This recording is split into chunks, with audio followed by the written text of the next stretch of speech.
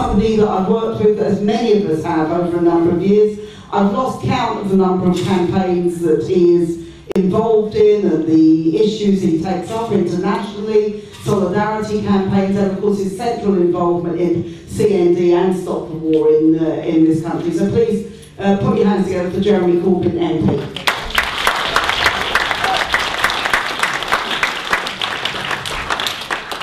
Thank you very much, Lindsay, and thank you everyone for being here today.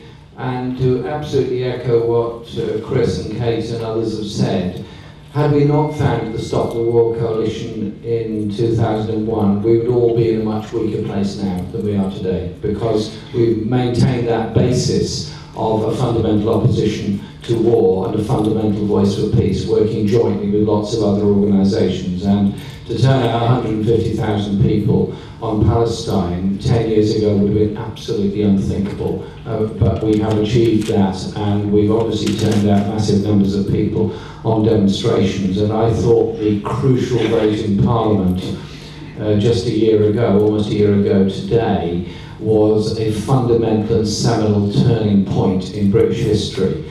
I was there obviously throughout that debate, and I must say I called it wrong. I was sent a text message at 9:50, 10 minutes before the vote, saying what was my prediction, and I texted laconically back, "We're heading to another glorious defeat, comrade, but this time it will be even more glorious and less big, but we'll still lose." How wrong was I? We actually won the vote, and that was, I think, the shame, basically, of a lot of MPs, mostly Labour MPs, but others as well, who had voted for the Iraq War and had got it in the neck ever since, and had a problem with their conscience ever since for that disgusting vote they took part in 2003. And so, when people say marches and demonstrations don't matter, they do.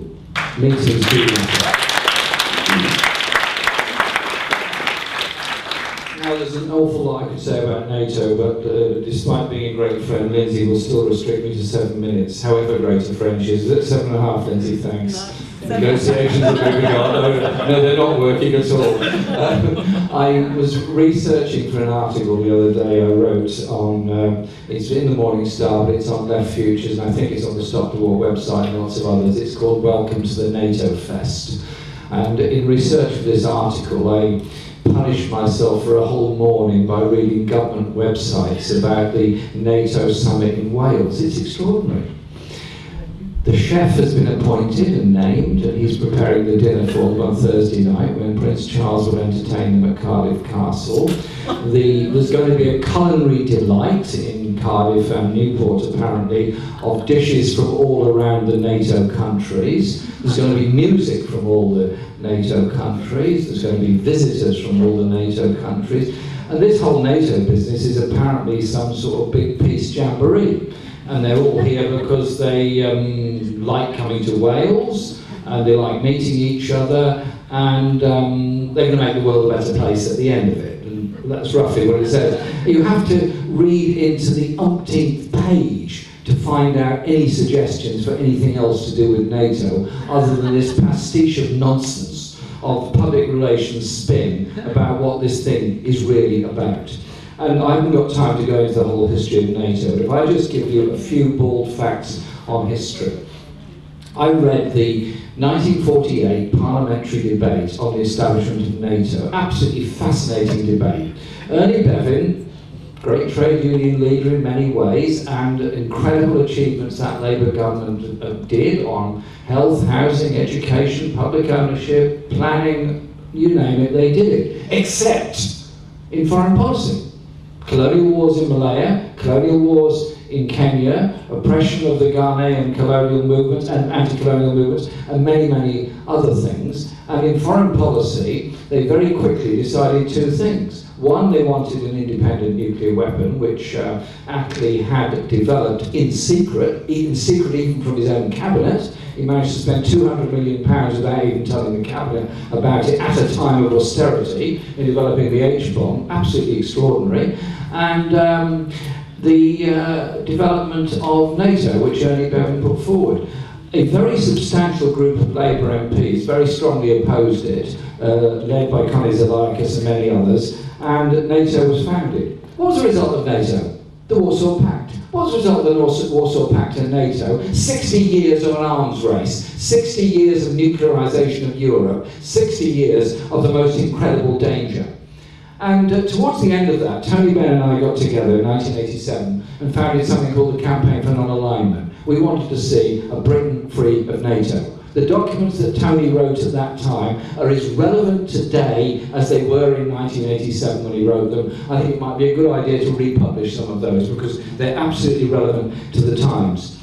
But it's the crucial thing is what happened after 1990. Instead of there being a process of a demilitarisation of Europe, a Europe as a zone of peace, a Europe demilitarised, de-intensified. Instead, what we had was NATO and the military machine and the arms manufacturers all casting round for enemies. I remember all those breakfast briefings I used to get invited to. Where's the next threat coming from? Is Iceland a real threat? Is Paraguay a real threat? Where is the danger coming from? Why we need NATO? Then, two things happened. They went in to the Balkans War, usurping the role of the United Nations, and called themselves the Partnership for Peace. And then they went into Afghanistan in 2001, and now they formed themselves into a global role. And I'll finish with this point. Cameron has sent a letter to the NATO summit. It's a very long letter and not terribly well written, and he really ought to take some grammar lessons, but we'll leave that by. We don't want to be patronising to him.